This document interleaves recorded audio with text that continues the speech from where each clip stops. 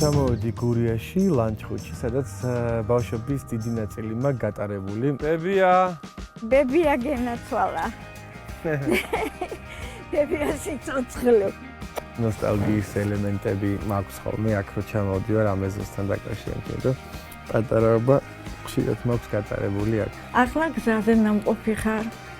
ხომ მოგშევზე, ჩემი გაკეთებული არაფერი არ მოგენატრა? ხაჭაპური დამახვედრე? აბა რა ვქო? ხო. ბებოს წყალი არ მოგენატრა? კი, ბებო, კი. და მაშინ ამოიღე.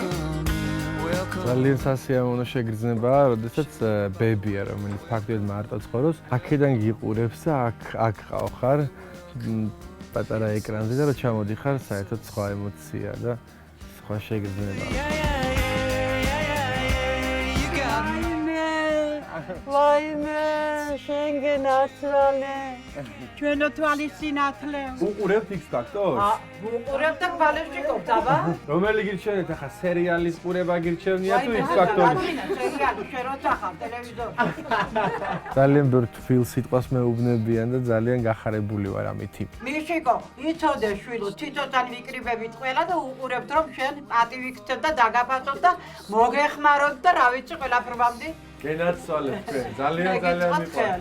მეც მინდა რომ ყვასახელო, ასე ვთქვათ, ჩემი აქაური